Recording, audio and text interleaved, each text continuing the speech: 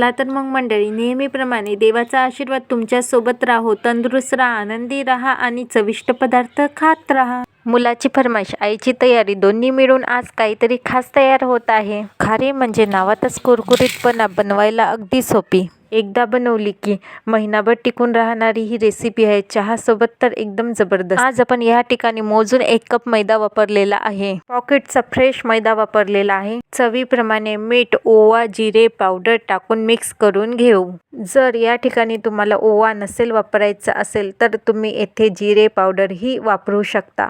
1 cup मैद्यासाठी 1 चम्मच तेल इथे वापरलेले आहे. मी थंड तेल वापरलेल्या तेलामुळे खारी संपेपर्यंत कुरकुरीत राहणार.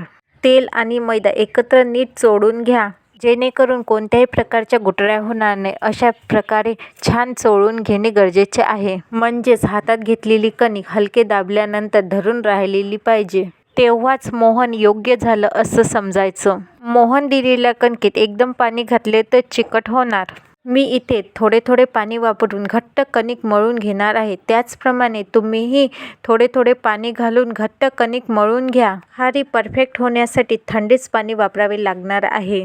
1 कप मैद्यासाठी अर्धा ग्लास पाणी मी इथे वापरलेले आहे. मी येथे थोडे थोडे पाणी वापरून घट्ट असा उंडा मळून घेतलेला आहे. तुम्ही बघू शकता.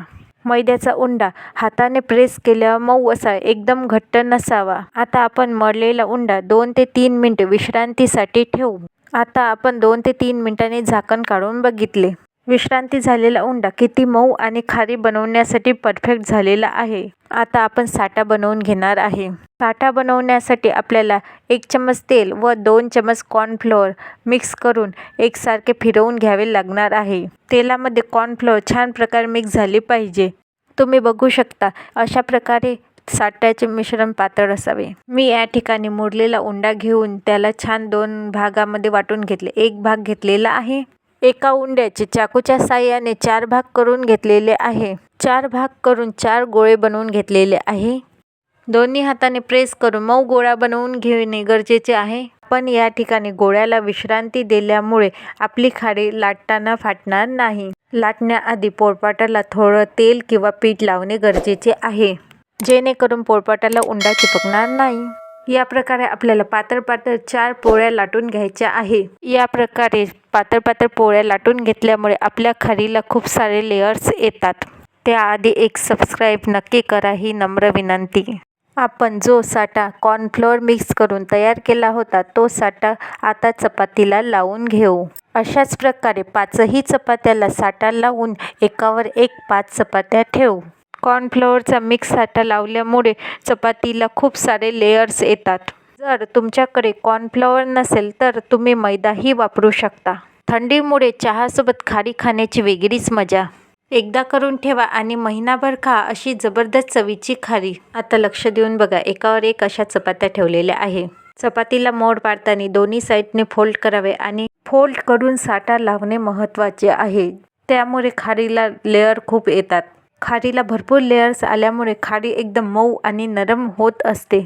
मी हा उंडा फ्रीजमध्ये ठेवला होता. 2 ते 3 मिनिटे विश्रांती दिली. जर तुमच्याकडे फ्रीज नसणार तरीही चालेल. 2 मिनिटे तशीच विश्रांती देणे. नंतर हलक्या हाताने पातळ अशी चपाती लाटून घेऊ. जास्त पातळ नाही आणि जास्त जाड पण नाही. हलक्या हाताने लाटणे गरजेचे आहे. तुमच्यासोबत कधी असे झाले का खारी बनवायला घेतली आणि लेयर्सच आले नाही? खारी बनवली आणि ती परफेक्ट अशी जमलीच नाही असे झाले का? त्यासाठी आपल्याला हलक्या हाताने लाटणे गरजेचे आहे, जेणेकरून खारीला खूप सारे लेयर येणार. जास्त जाड व जास्त पातळ नाही. या प्रकारे मीडियम साईजची चपाती लाटून घेतलेली आहे. त्यामुळे खारी फुलणार. चाकूच्या साहाय्याने साईडच्या कडा कापून छान असे छोटे छोटे पीसेसमध्ये कट करून घेऊ. तुम्ही बघू शकता या ठिकाणी मी छोट्या छोट्या पीसेसमध्ये कट करून घेतलेले आहे. 1 कप मैद्यापासून खूप सारी खारी तयार होणार आहे. आता मी या ठिकाणी कापलेले पीसेस एका प्लेटमध्ये काढून घेणार आहे. मी इथे एवढेच जाड पीसेस ठेवलेले आहे. मी गॅसवर कढई ठेवलेली आहे. कढईमध्ये तेल टाकून थोडे गरम होऊ द्यावे. गॅसचा पॉवर कमी असावा. कढईमधले तेल थोडे गरम झालेले आहे. मंद आचेवर 3 ते 4 मिनिटे खारी तळून घ्यावी. गॅसचा पॉवर कमी असावा, जेणेकरून खारी तेलामध्ये फुलणार. आरतून परतून 3 ते 4 मिनिटे होऊ द्यावे. खारीला लालसर सोनेरी कलर येऊ द्यावा. तोपर्यंत चमच्याने फिरवत राहावे. तुम्ही या ठिकाणी बघू शकता आपल्या खाऱ्या किती छान फुललेल्या आहे. सुगंधही घरभर पसरलेला आहे. पाहता क्षणी खाण्याची इच्छा होणार अशी आपली परफेक्ट खारी जमलेली आहे.